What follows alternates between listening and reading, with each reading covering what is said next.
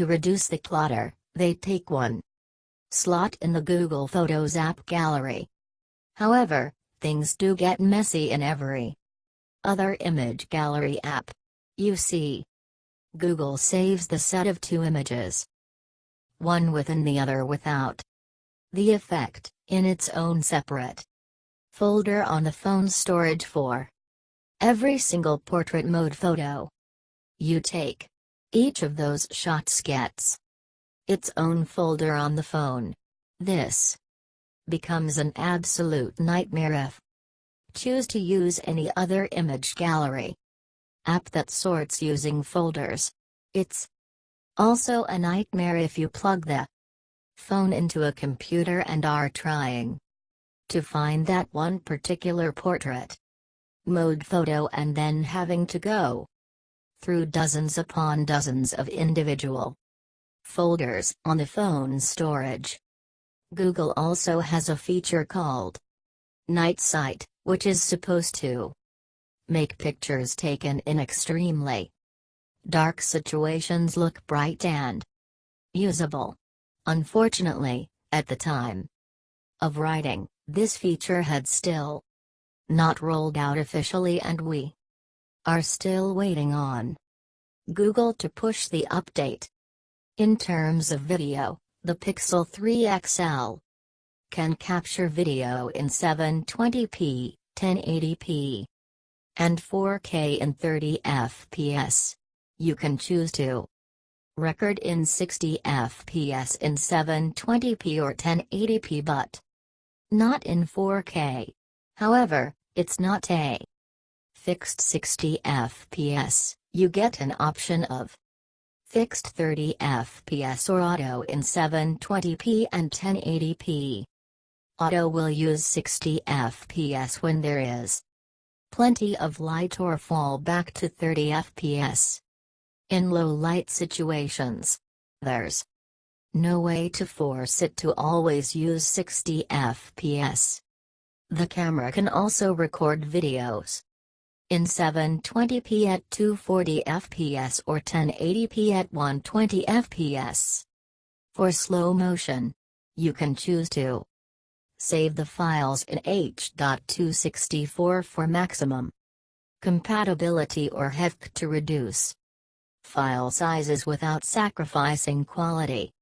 The 4K video quality is really good, with good detail, excellent dynamic range and superb stabilization.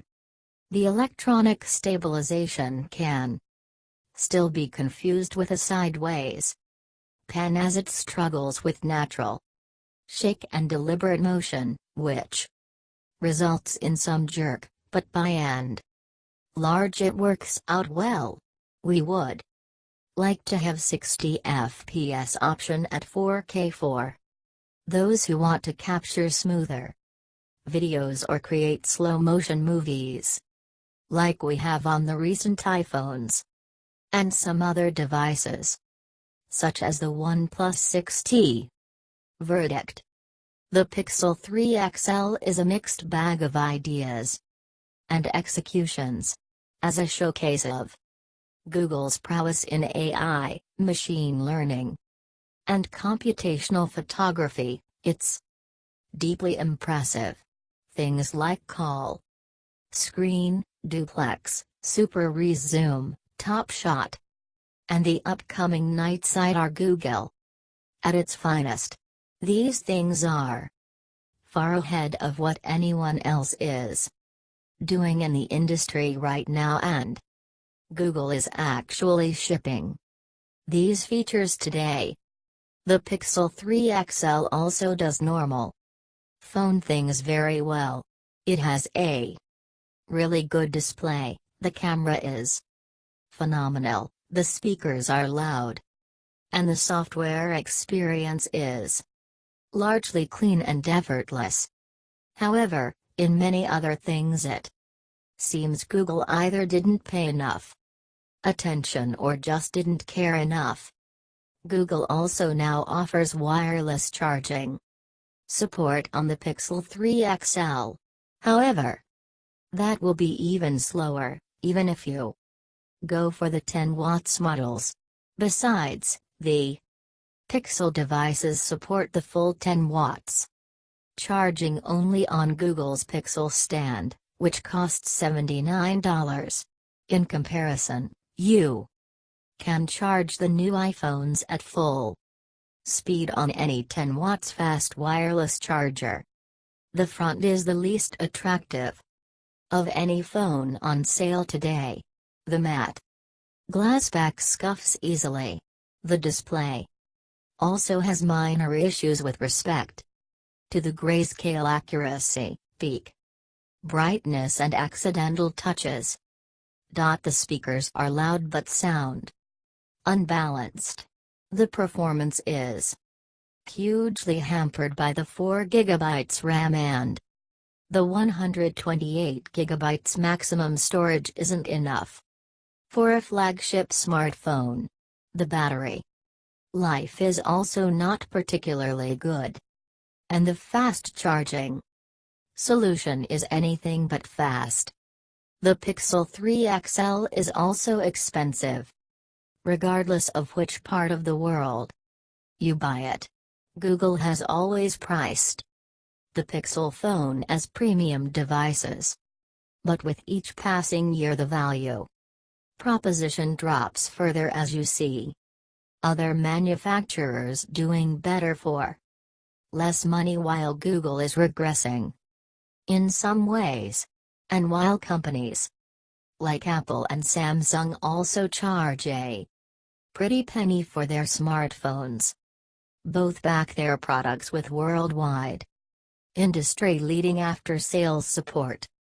Apple in particular has a no questions asked replacement policy for products under warranty, and iPhones also tend to maintain their value very well in the second-hand market.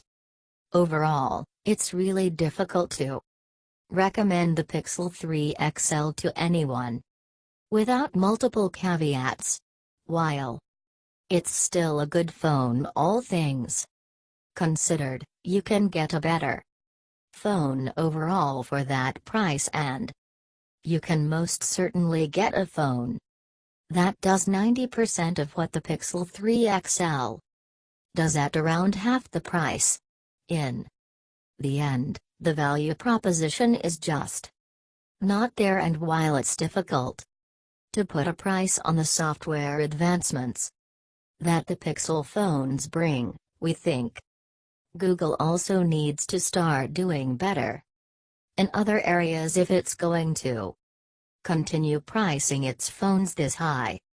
Pros: large, high-resolution display, clean software with some incredibly advanced features, smooth UI, powerful speakers, excellent camera.